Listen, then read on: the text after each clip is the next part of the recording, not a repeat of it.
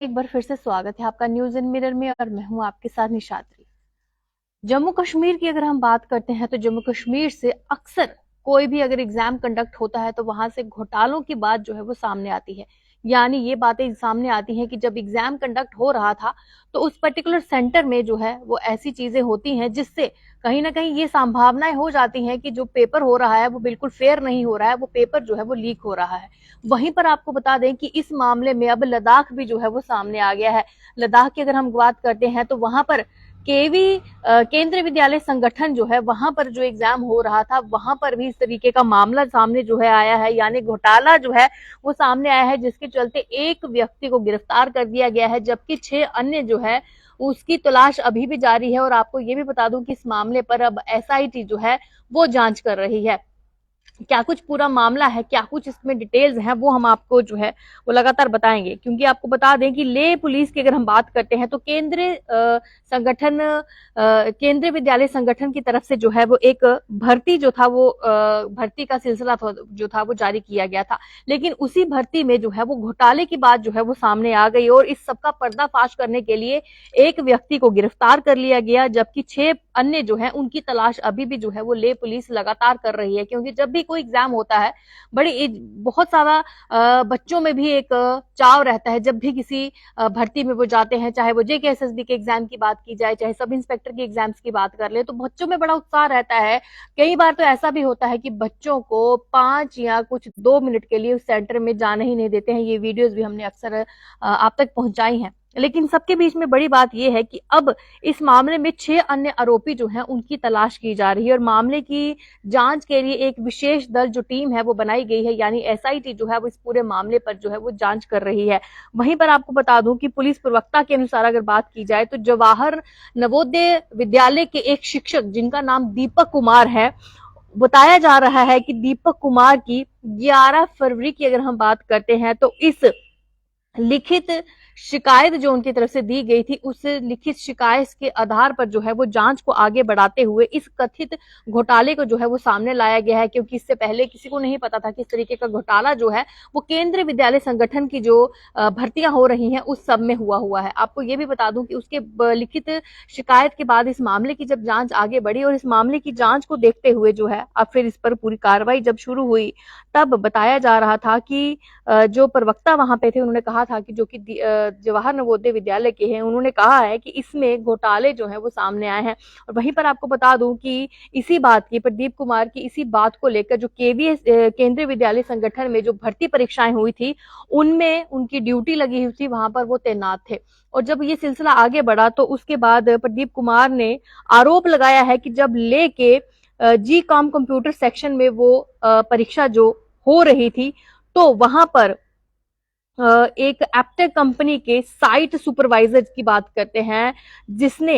CBSE की परीक्षा आयोजित करने को नियुक्त किया गया था, उनको उन्होंने उसी कंप्यूटर स्क्रीन की, यानी उस कंप्यूटर स्क्रीन पे जहां पर क्वेश्चंस आते हैं उनकी फोटोज को जो उन्होंने क्लिक करते हुए देखा था, यानी वो प्रश्न पत्र थे जो कि स्क्रीन पर साफ दिखाई दे रहे थे, उनकी फोटोज क्लिक करते हुए उनको साफ तौर पर देखा गया था। अब आप समझ सकते हैं कि एक ऐसा सेंटर जहां पे ये क्वेश्चन पेपर्स की बात करते हैं तो बड़े कॉन्फिडेंशियल रहते हैं, ये उसी समय जो है वो डिस्प्ले पर आते हैं जब बच्चे उनको अपना असेस डालते हैं, जब पासवर्ड डालते हैं और उसके बाद वो क्वेश्चन पेपर जो है वो पूरा स्क्रीन पर आता है जिसे बच्चे करते हैं। और बहुत ज्यादा सेंसिटिव रहते हैं ऐसे एग्जाम अगर वो ऑनलाइन प्रोसीजर के होते हैं तो, क्योंकि हमने भी एज ए स्टूडेंट्स ऐसे बहुत सारे एग्जाम्स दिए हैं, बहुत सारी पार्टिसिपेशंस की हैं, क्योंकि बहुत सेंसिटिव रहते हैं ऐसे एग्जाम्स। क्योंकि चीटिंग अगर होती है तो आप समझ सकते हैं कि बाकी बच्चे जो वहां पे एग्जाम देने आते हैं उनके लिए ये फेयर नहीं होगा, उनके लिए कहीं ना कहीं धोखा होगा। क्योंकि अगर एक व्यक्ति पूरे नंबर ले जाता है तो उसके बाद जो बाकी हैं तो जाहिर तौर पे बात है कि उनका रिजल्ट ना के बराबर रहता है। क्योंकि जैसे अगर आपने देखा होगा सब इंस्पेक्टर के एग्जाम्स में ऐसा ही कुछ हुआ है जिसका मसला अभी तक भी जो है वो सॉल्व नहीं हो पा रहा है। वहीं आपको बता दूं कि उसके बाद से ही अगर बात करते हैं तो ये पूरा सिलसिला जो है वो चला, क्योंकि उन्होंने उसको उन व्यक्ति को जो है साफ तौर पर तस्वीरें जो थे वो कंप्यूटर से खींचते हुए जो था वो पकड़ लिया था। वहीं पर आपको बता दूं कि प्रवक्ता ने कहा है कि प्रारंभिक जो जांच हुई थी, यानी शुरुआती जो जांच शुरू हुई थी उसमें पाया गया था कि जो आरोपी है उन्होंने तस्वीरें जो है वो क्लिक की है और उन्होंने उसे ले के जो स्थित लैमडॉन ऑनलाइन मूल्यांकन केंद्र है उसके एक कर्मचारी को भी ये तस्वीरें जो थी वो भेजी थी। यानी आप समझ सकते हैं कि आप किसी दूसरे, आप उस क्वेश्चन पेपर की जो कि एक सेंटर में है जहां पे एग्जाम होना है, वहां से तस्वीरें क्लिक करके आप किसी और सेंटर को भेजते हैं, तो जाहिर तौर पर बात है कि वहां पर वो बच्चे जो होंगे आप उनको तस्वीरें भेज रहे हैं। ये हम इसलिए कह रहे हैं क्योंकि पहले भी ऐसा ही सिलसिला जो है वो सब इंस्पेक्टर के एग्जाम में हुआ है, जहां पर एक लाइब्रेरी में ये पूरा मामला जुड़ा हुआ था, जहां पर बहुत सारे उसके बाद बड़े बड़े ऑफिसर्स पकड़े गए थे, बड़े बड़े पॉलिटिशियंस के नाम भी इसमें सामने आए थे, और ये पेपर फिर हो सकता है कि उनको बेचा जाता और फिर कुछ ऐसा सिलसिला जो है वो आगे चल सकता था इस घोटाले में। और उसके बाद जो है वो पूरा सिलसिला शुरू हुआ। जो वो तस्वीरें थी उसके लेस स्थित के, मैंने आपको बताया है कि एक केंद्र को भेजी गई, कर्मचारी से पूछताछ करने पर पता चला कि उसे कंपनी के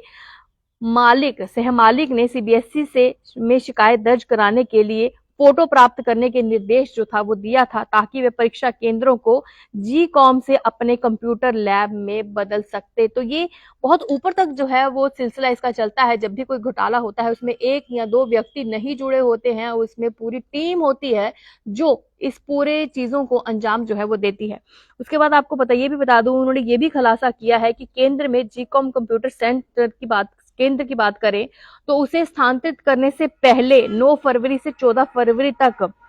लैमडॉन कंप्यूटर लैब में एक परीक्षा जो थी वो आयोजित की गई थी। और इसलिए ये पूरा सिलसिला जो था वो हुआ क्योंकि लैमडॉन कंप्यूटर लैब में जब परीक्षा हो रही थी तो कुछ उम्मीदवारों की बात करते हैं तो कुछ उम्मीदवारों को, सभी गैर स्थानीय लोगों को लाया गया और पेपर में मदद जो की गई थी। मैंने आपको पहले ही कह दिया, जब भी इतना बड़ा स्कैम होता है ये इसीलिए होता है कि जो लोग वहां पे पेपर देने के लिए आते हैं उन सबकी मदद की जाती है। हो सकता है इसके बदले में उन्होंने उनसे पैसे भी लिए हो सकते हैं, क्योंकि अभी जो एग्जाम्स हो रहे हैं हर कोई चाहता है कि बिना मेहनत के ही उनके हाथ में नौकरी आ जाए, लेकिन नौकरी उसी को मिलती है जो मेहनत करता है, जो अपनी मेहनत और काबिलियत पर दम रखता है और विश्वास होता है कि अगर वो मेहनत कर रहा है तो जो उसकी मेहनत है जो रंग लाएगी। जिस तरीके से अभी जेकेएस का एग्जाम आया तो आपने देखा होगा कि बहुत सारे फेयर रिजल्ट उसमें आया, ऐसे ऐसे बच्चे भी जो है उन्होंने मेहनत की है और टॉप रैंक्स में जो है वो आए हैं। अगर टॉप रैंक 1 की बात करते हैं तो उसमें 3 सिबलिंग्स थे। अब आप समझ सकते हैं कि मेहनत और कामयाबी जो थी उनके सामने थी और उन्होंने ये विश्वास रखा कि वो इस पेपर को, इस एग्जाम को जो है वो पास कर सकते हैं। और वहीं पर कुछ उम्मीदवारों को उन्होंने मदद की। और वहीं पर आपको बता दूं कि अब कानून के संबंधित धारा के तहत ले पुलिस स्टेशन में प्राथमिक जो है मामला दर्ज हुआ है और एसआईटी की जांच जो है इस मामले पर शुरू हो चुकी है। यानी जम्मू कश्मीर यूटी की अगर हम बात करते हैं, जम्मू कश्मीर के साथ साथ लद्दाख में भी अब कोई भी अगर एग्जाम हो रहा है, हम समझ सकते हैं कि अगर एक ऐसा पहला मामला सामने आया है तो हम ये भी कल्पना कर सकते हैं कि भविष्य में भी ऐसे बहुत सारे मामले हो सकते हैं जो सामने आएंगे, जहां पर इस तरीके के घोटाले जो हैं वो सामने आ सकते हैं। हालांकि ये मामला केंद्र विद्यालय संगठन से जुड़ा हुआ था, जहां पर एक टीचर की ड्यूटी थी जो कि जवाहर नवोदय विद्यालय से थे और उन्होंने ये पाया कि वहां पर कुछ तस्वीरें जो है वो पिक्चर्स जो है वो जो है एप्टेक कंपनी के जो सुपरवाइजर थे उनके द्वारा जो है वो कंडक्ट की जा रही है, पिक्चर्स क्लिक की जा रही है जो कि एक क्वेश्चन पेपर स्क्रीन पर विजिबल था। और वहीं पर उन्होंने ये पूरा मामला जो है वो लिखित शिकायत में दिया है और अब आगे इस मामले को एसआईटी देख रही है किस तरीके से आगे जांच जो है वो आगे बढ़ती है। ये आगे एसआईटी का काम है क्योंकि जांच का विषय रहता है जब भी कोई इस तरीके का बहुत सेंसिटिव मामला आता है। लेकिन सबसे समझने वाली ये बात इसमें है कि क्या जम्मू कश्मीर यूटी में कोई भी ऐसा एग्जाम अब नहीं हो पाएगा जिसमें फेयर जो एग्जाम है फेयर रिजल्ट हो। क्योंकि अगर लगातार देखा जाए तो जेकेएसएसबी की अगर हम बात करें, चाहे हम बात करें फायर एंड इमरजेंसी सर्विसेज के एग्जाम्स को लेकर या फिर हम बात करें सब इंस्पेक्टर के एग्जाम को लेकर, कोई भी इस समय एग्जाम जो है वो फेयर नहीं किया जा रहा है। इस सबके पीछे जो बड़ी वजह यही है कि चंद पैसों के लालच में कुछ सेंटर्स वाले जो हैं वो पेपर्स को लीक कर देते हैं और कुछ कैंडिडेट्स जो कि चाहते हैं उनको नौकरी मिले लेकिन मेहनत नहीं करना चाहते हैं, वो चाहते हैं कि उनको जो है सब पका पकाया खिचड़ी जो है वो मिल जाए और वो उसको पास कर लें। लेकिन आपको ये बता दें कि मेहनत और कामयाबी से ली हुई नौकरी हो वो कभी भी आपको आजीवन जो है वो परेशान नहीं करेगी, आजीवन आपके मन में कोई भी डर नहीं रहेगा। लेकिन वही अगर आप इस तरीके से पैसों से, लालच से, किसी को वर्गला कर पैसे देकर ऐसी नौकरी लेते हैं तो आपको आजीवन उस बात का डर लगा रहेगा कि आज पकड़े जाएंगे या फिर कल पकड़े जाएंगे। खैर, इस मामले पूरी एसआईटी पूरी जांच कर रही है। बाकी अपडेट्स के लिए बने रहें और देखते रहें न्यूज इन मिरर। मुझे दीजिए इजाजत। नमस्कार।